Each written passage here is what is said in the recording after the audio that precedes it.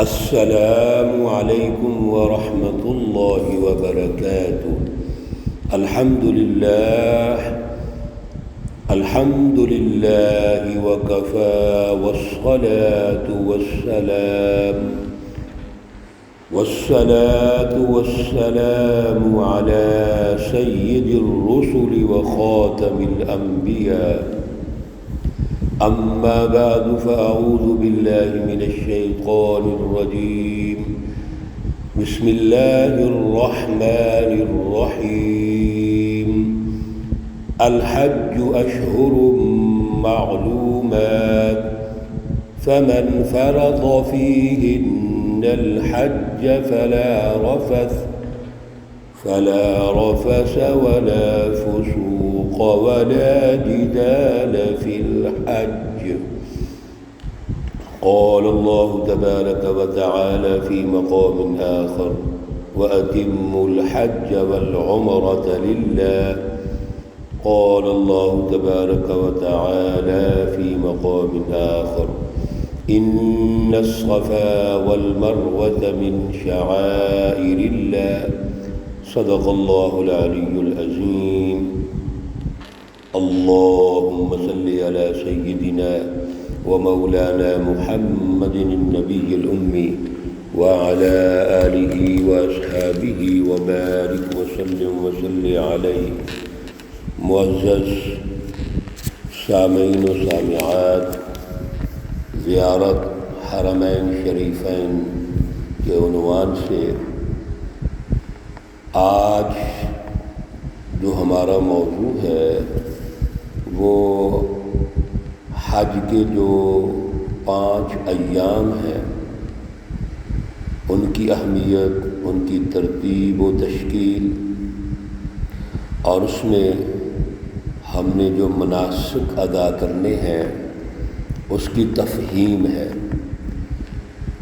سب سے پہلی بات جو تقریباً ہر درس میں ہم کر رہے ہیں وہ ہے کہ ہمارے دلوں میں بیت اللہ الحرام کی عظمت، اس کا احترام، اکرام اور اس کی انوار و تجلیات یہ رہنی چاہیے۔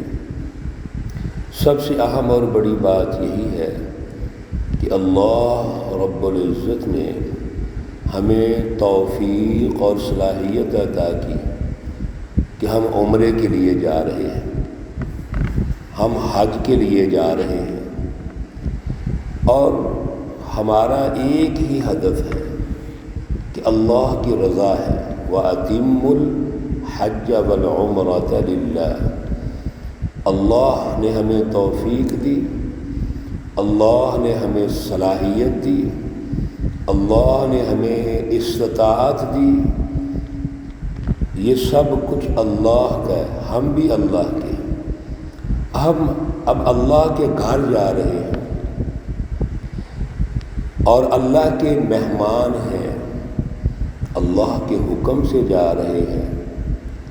تو میرے عزیزوں، ہمیں سفر کے آغاز سے لے کے آخر تک یہ شعور اپنے قلب میں اور اپنے دماغ میں پختہ کرنا ہے کہ ہم صرف اللہ کے لیے سب کچھ کر رہے ہیں، اور اللہ کے گھر کی عظمت اور اس کا جلال ہمارے ذہنوں میں رہنا چاہیے۔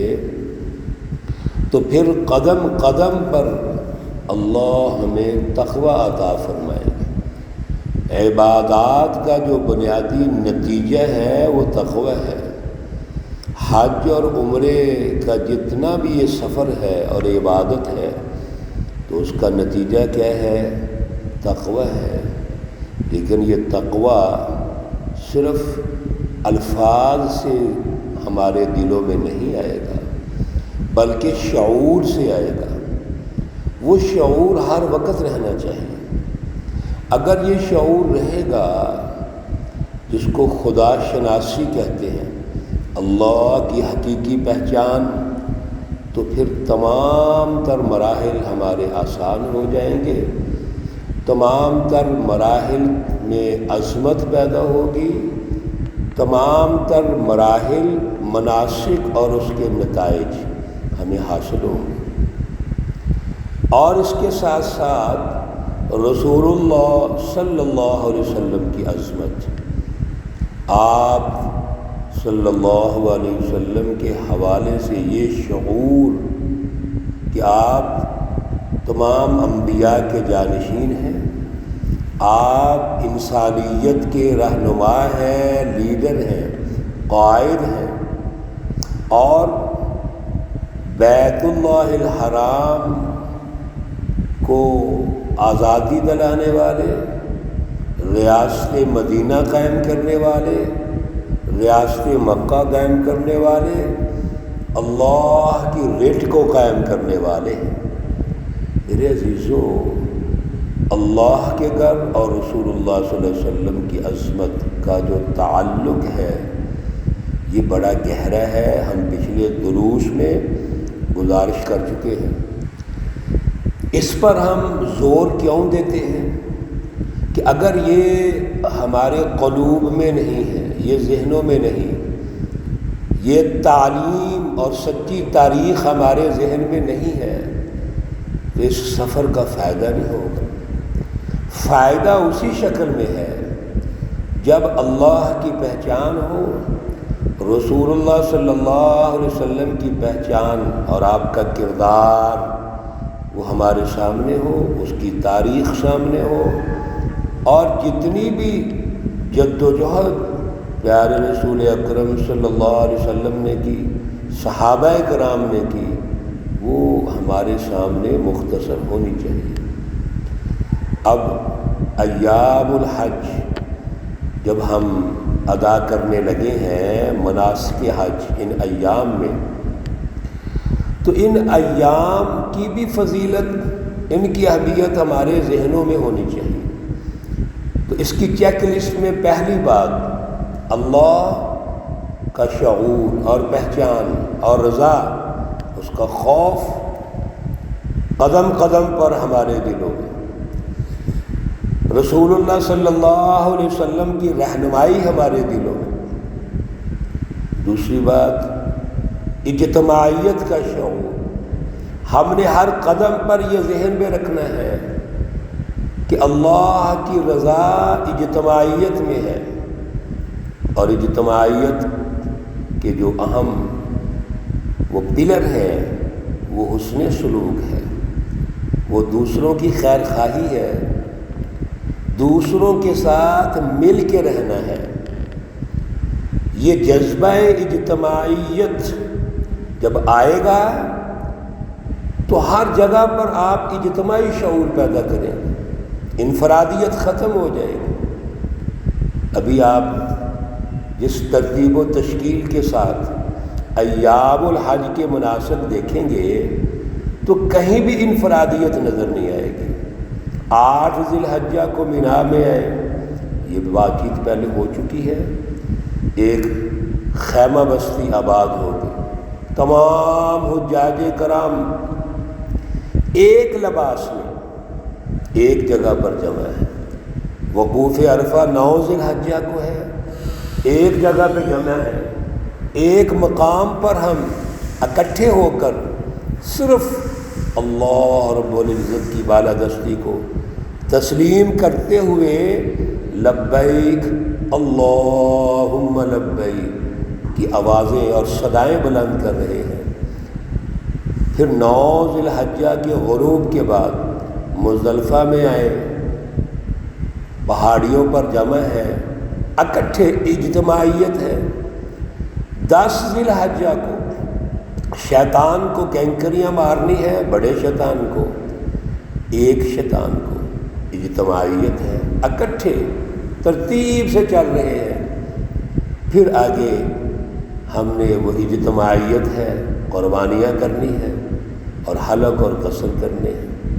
ہر جگہ اجتماعیت نظر آ رہی ہے۔ یہاں تک ہم پہلے بات چیت کر چکے ہیں۔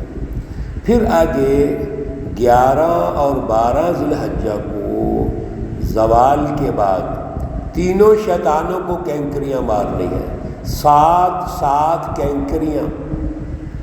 میرے عزیزوں، اجتماعیت ہے، اور شیطانوں کو کینکریاں مارتے ہوئے جب ہمارے اندر شعور ہوگا، اللہ کی پہچان ہوگی، جو پہلے بھی میں عرض کر چکا ہوں، تو پھر کیا شعور ہوگا؟ شیطان یہ پتھروں کا نام ہے جن کو کینکریاں مار رہے ہیں۔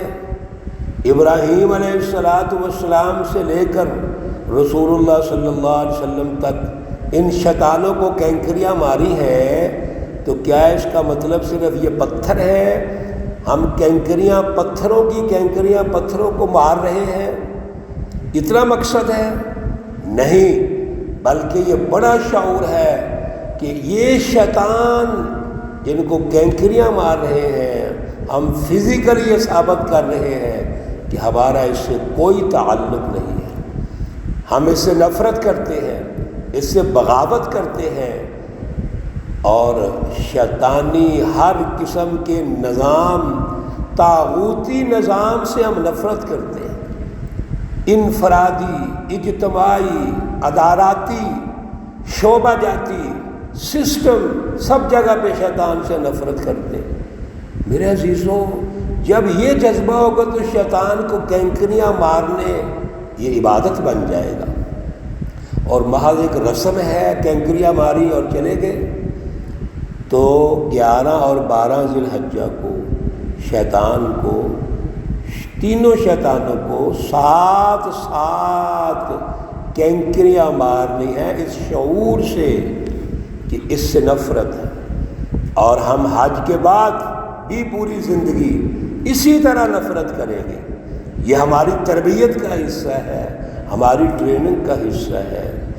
میرے عزیزوں، 12 ذی الحجہ کو ہم مینا سے آ جائیں گے، لیکن اگر کوئی نہیں آیا اور اس کا رات کا قیام ہو گیا، وہ 13 ذی الحجہ کو بھی ان تینوں شیطانوں کو کینکریاں مار کر فارغ ہو۔ یہ ایام جس میں مینا، عرفات، مزدلفہ اور پھر واپس مینا، اور شیطانوں کو کینکریاں ماری گئیں، یہ حج کے وہ بنیادی مناسک ہیں جو اہم ترین ہیں۔ اس دوران ہم نے پہلے دن جب شیطان کو کینکریاں مار لینی ہے، 10 ذی الحجہ کو، ایک اہم ترین کام کرنا ہے جس کو طواف زیارت کہتے ہیں۔ انشاءاللہ العزیز اگلے درس میں طواف زیارت کے حوالے سے بات چیت کریں گے۔ اللہ رب العزت تمام مناسک، تمام عمرہ اور حج کرنے والوں کے لیے آسان فرمائے، اس میں ہر مشکل میں آسانی ہو، مشقت میں اللہ آسانیاں پیدا فرمائے، اور سب سے بڑی بات صحت ہے، اللہ صحت عطا فرمائے۔ یقیناً وہ خدا، وہ رب جس نے ہمیں جانے کی توفیق اور صلاحیت دی ہے، وہ ان مناسک کی بھی توفیق اور صلاحیت دے گا، لیکن اعلیٰ شعور، اعلیٰ نظریے کے ساتھ، اعلیٰ ویژن کے ساتھ جب ہم عبادت کریں گے تو اس کے نتائج ضرور حاصل ہوں گے، ہماری زندگی بدلے گی۔ اللہ رب العزت توفیق عطا فرمائے۔